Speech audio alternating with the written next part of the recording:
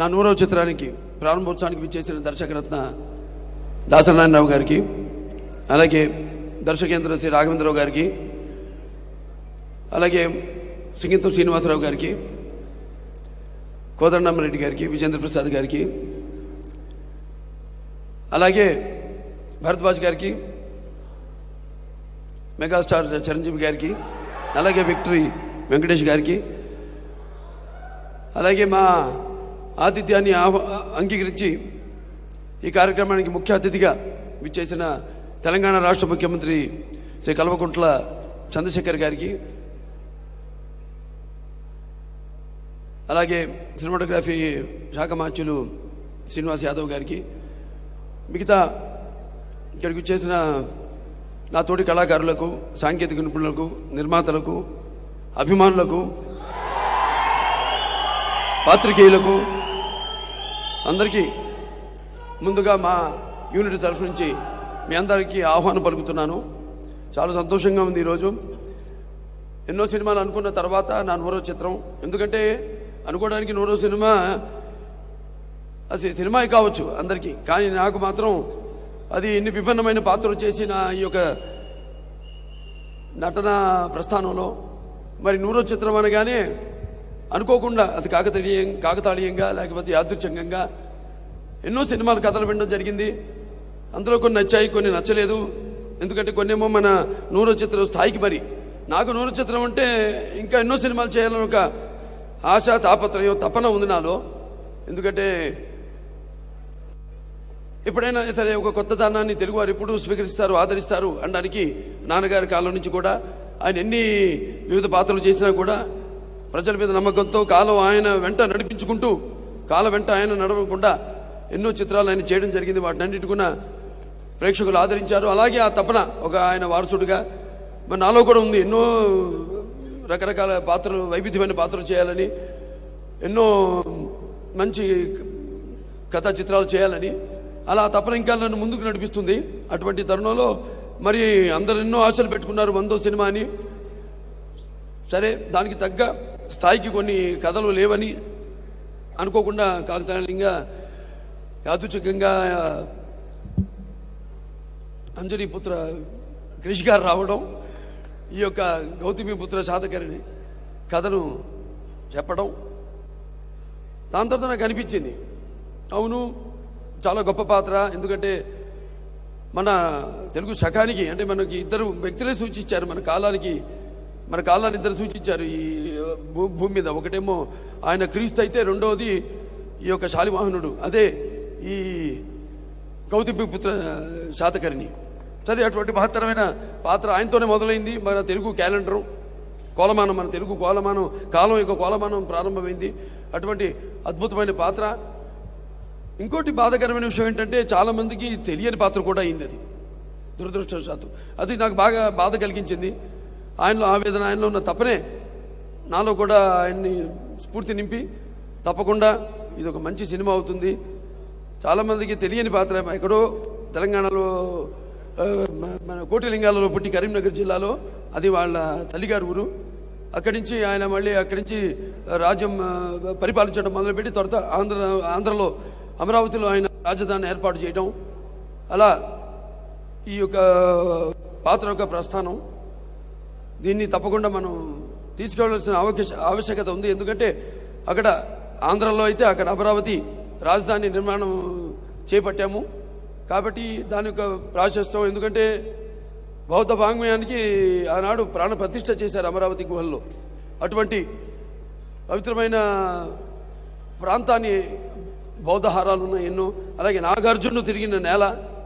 అటువంటి సినిమాని అందించాలి తప్పకుండా. మామూలుగా మన వరకే కాదు, మన దేశం వరకే కాదు, అంతర్జాతీయ స్థాయిలో కూడా ఈ యొక్క పాత్రని మనకు తెలుగు జాతి ఎవరైతే ఒకే ఒక చక్రవర్తి, తెలుగు జాతికి ఒకే ఒక చక్రవర్తి, అతను గౌతమ పుత్ర శాతకర్ణి. మొత్తం ప్రపంచాన్ని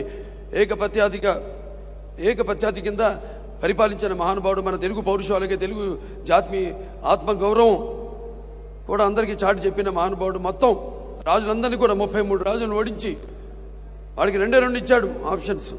ఒకటి, నాకు లొంగిపోండి లేదా మరణమే. చాయిస్ ఇస్ యోర్స్ అన్నట్టు ఆ రెండితో అందరినీ ఒక కిందకి తీసుకొచ్చి యవనుల మీదకి దాడి చేసిన మహాచక్రవర్తి గౌతమ బుద్ధ శాతకర్ణి. సరే, దానికి ముందు ఆ సినిమా మరి మేమంతా అనుకుని చేద్దాం అనుకున్న తర్వాత మరి పాత్రలో పరకాయ ప్రవేశం చేయాలి. అప్పుడు అదే అలా ఏం చేద్దాం, దానికేమో సరైన మాకు గెటప్లు పెట్టండి మీద ఎంతో అద్భుతమైన టీము అంతా కూడా ఆనాడు నర్తనశాలలో ఎలాగైతే నాన్నగారు ఒక బృహన్నల పాత్ర చేశారో దానికోసం ఎలాగైతే ఆర్ట్ డైరెక్టర్ వాళ్ళ శర్మ గారు మొత్తం ఉన్న గుళ్ళు విశిష్టమైన ప్రాంతాలన్నీ కూడా తిరిగి ఎక్కడైతే మంచి చిత్రలేఖనలు మంచి స్టాచ్యూస్ అన్నీ ఉన్నాయో అన్నీ కూడా బాగా రీసెర్చ్ చేసి ఆ ఒక గెటప్ని స్కెచ్ చేయడం జరిగింది. అలాగే మనవాళ్ళు కూడా ఎంతో పరిశోధన, దానికి చాలామంది ఉన్నారు ఇక్కడ, ఎంతోమంది స్క్రిప్ట్ మీద పరిశోధన చేస్తున్నారు. దానికి శ్వేత డైరెక్టర్ ఆంజనేయులు గారు ఉన్నారు ఇక్కడ, అలాగే అక్కడ మన టీటీడీ మ్యూజియం రంగనాయకులు గారు ఉన్నారు, ఇంకా చాలామంది, అలాగే మన ఆర్కియలాజికల్ డిపార్ట్మెంట్ అక్కడ పనిచేసిన సిబ్బందుల్లో నాగిరెడ్డి గారు ఉన్నారు. వాళ్ళంతా కూడా ఈ యొక్క స్క్రిప్ట్ మీద వాళ్ళందరి సూచనల మేరకు అన్ని గ్రంథాలన్నీ కూడా తిరిగేసి ఈ కథని రూపొందించడం జరిగింది. మరి ఆహార్యం, మరి వాచకం, ఇవన్నీ విషయానికి వస్తే మరి వాచకం మరి ఆ నాన్నగారు మరి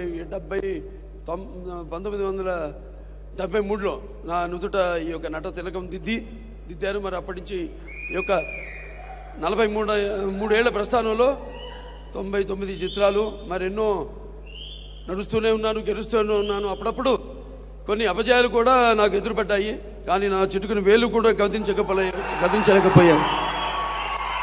ఎందుకంటే ముఖ్యంగా దాంట్లో సుమారుగా నా చేసిన 99 సినిమాల్లో 71 సినిమాలు శతదినోత్సవాలు జరుపుకున్నాయి. అదంతా కూడా నా తల్లిదండ్రుల యొక్క పుణ్యఫలం, అలాగే నా తెలుగు ప్రేక్షక దేవుళ్ళ యొక్క అభిమాన బలం, అలాగే నా ఆత్మబలం, నా అభిమానులు నా నుండి ఏమీ ఆశించకుండా వారు ఎప్పుడు నన్ను అభిమానిస్తూనే ఉన్నారు. మరి డబ్బుతో కొంటే లేకపోతే ఎన్నో సందర్భాలు చెప్పడం జరిగింది. ఎటువంటి ప్రలోభాలకి లొంగనిది ఈ అభిమానం. అటువంటి ఇంతమంది వేల లక్షల కోట్ల మంది అభిమానులు పొందడం మరి మీకు నాకు ఏ జన్మజన్మన అనుబంధమో, ఏ రుణానుబంధమో, ఏ విడదీయలేని అనుబంధమో కదా అని నాకు అనిపిస్తూ ఉంటుంది. అలాగే నాతో పాటు ఈ యొక్క నా ఈ సుదీర్ఘ ప్రయాణంలో ఎంతోమంది నాతో పాటు నడిచారు.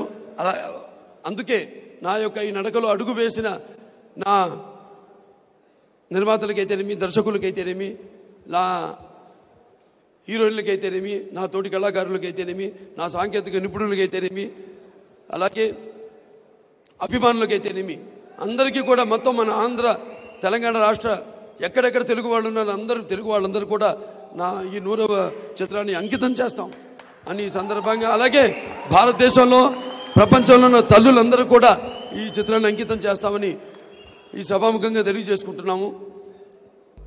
అలాగే మరి అసలు ఈ గౌతమ పుత్రి శాతకర్ణి పిచ్చ అనుకోగానే చాలామంది అసలు మరి ఈ సినిమాని 100 చిత్రంగా ఎంచుకోవడానికి కారణాలు చాలా ఉన్నాయి. దాంట్లో ఒకటేమో అసలు చాలామందికి తెలియకపోవడం, నేను ఇంతకుముందు చెప్పినట్టు అసలు గౌతమ పుత్రి శాతకర్ణి అన్నది అదొకటి. ఆయన చేసి మరి ఏక ఛత్రాధిపత్యం కింద ఈ యొక్క మొత్తం దేశాన్ని ఈ అఖండ సుమారుగా 2020వ సంవత్సరం క్రీస్తు పూర్వం ఈ యొక్క శాతవాహనులు మొదలయ్యారు. దానికి ఆద్యుడు శ్రీముఖుడు. దాని తర్వాత ఒక 420 సంవత్సరాలు పరిపాలించారు వాళ్ళు. అందులో 23వ రాజు ఈ గౌతమ పుత్రి శాతకర్ణుడు. సో ఆయన చరిత్ర అందరికీ తెలియజేయాలి.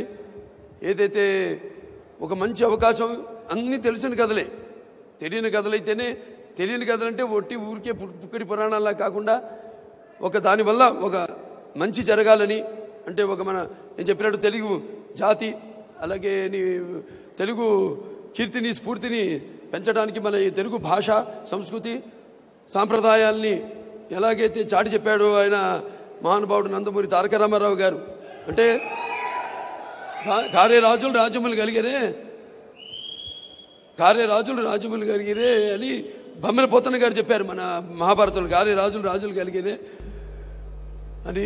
అంటే దాంట్లో ఏంటంటే ముఖ్యంగా పుట్టిన వాళ్ళకి చావు తప్పదు, కానీ పుట్టిన వాళ్ళకి చావు ఈ పుట్టుకలతో ఎటువంటి భయం లేకుండా ఉండేవాళ్లే శాశ్వతంగా నిలిచిపోయేవాళ్ళు, వాళ్ళే దైవాంశ సంభూతులు అని సభాముఖంగా తెలియజేసుకుంటూ అటువంటి వారిలో నాకు తెలిసింది ఆది శంకరాచార్యులు వారు, లేకపోతే ఒక మధ్యాచార్యులు వారు, లేకపోతే ఒక వివేకానందుడు, ఒక గాంధీ, ఒక ఎన్టీఆర్, ఒక గౌతమ బుద్ధ శాతకర్ణుడు. అలాగే ఈ యొక్క సామ్రాజ్యం విస్తరణ అప్పుడు అశోక చక్రవర్తి మరణానంతరం ఆ తర్వాత ఈ ఆంధ్రులంతా కూడా ఈ యొక్క విశాలమైన ఈ ఆంధ్ర మహా సామ్రాజ్యాన్ని స్థాపించారు. సో అటువంటి మన పునాదులు మనం తెలుసుకోవడం, తెలియపరచడం భావితరాలకు మన కర్తవ్యాన్ని భావిస్తూ ఈ యొక్క చిత్రానికి పూనుకోవడం జరిగింది. సో అందరూ కూడా ముందుగా మా దర్శకుడు అంజనీపుత్ర కృషి గారికి, అలాగే నిర్మాత రవీందర్ రెడ్డి గారికి, అలాగే శ్రీనివాస్ గారికి, అందరూ కూడా, అలాగే ఈ చిత్రాన్ని పనిచేస్తున్న సాంకేతిక నిపుణులు అయితేనేమి, నటీనటులు అందరూ కూడా నా అభినందన తెలియజేసుకుంటూ, అందరూ కూడా మాకు ఒక జనరల్గా ఒక అలవాటు, ముందుగా నెమ్మదిగా ఒక్కొక్క అంచెలుగా మెట్టెక్కుతూ ఎలాగైతే జీవితాన్ని మనం అన్ని రంగాలు కూడా మనం భాగించుకోవాలో అలాగే సినిమా కూడా అటువంటిది. సినిమా అనేది ఈనాడు ఒక నిత్యావసర వస్తువు.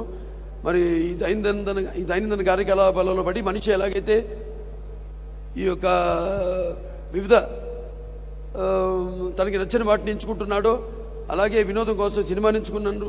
సినిమా కేవలం వినోదం కోసమే కాదు, అటు కళ్ళు మూసుకుంటే కనేది కళ, కళ్ళతో అభినయించేది కళ, నిద్రపోతున్నప్పుడు కనేది కళ, నిద్రపోతున్న జాతిని మేల్కొల్పేది కళ అని అప్పుడు నాన్నగారు కొత్త నిర్వచనం ఇచ్చి రాజకీయానికి అయితేనేమి, కళకైతేనేమి, అలాగే ఈ యొక్క చిత్రం ద్వారా మంచి సందేశాన్ని జాతికి ఉపయోగపడే చిత్రంగా యావత్ మన జాతికే కాదు, దేశానికే కాదు, ప్రపంచానికే ఒక యోధుడి గాథ తెలియవలసిన అవసరం ఉంది. సో ఈ చిత్రంలో నటించడం అది నా పూర్వజన్మ సుకృతంగా భావించుకుంటూ మరొకసారి ఇక్కడికి ఈ యొక్క కార్యక్రమం విజయవంతం చేయడానికి విచ్చేసిన పెద్దలందరూ కూడా, ప్రముఖులకి అందరూ కూడా, దర్శకులు అయితేనేమి, నిర్మాతలు అయితేనేమి, కళాకారులు అయితేనేమి, సాంకేతిక నిపుణులు అయితేనేమి, అలాగే నా అభిమానులకైతేనేమి, పాత్రికేయులకైతేనేమి అందరూ కూడా నా హృదయపూర్వక కృతజ్ఞత అభివందనాలు తెలియజేసుకుంటూ నేను సెలవు తీసుకుంటున్నాను. గౌతమీపుత్ర శాతకర్ణి ఈ ప్రారంభోత్సవానికి విచ్చేసినటువంటి 50 మంది పెద్దలకు, సినీ ప్రముఖులకు, నందమూరి అభిమానులకు ప్రతి ఒక్కరికి పేరు పేరున నా హృదయపూర్వక స్వాగతం.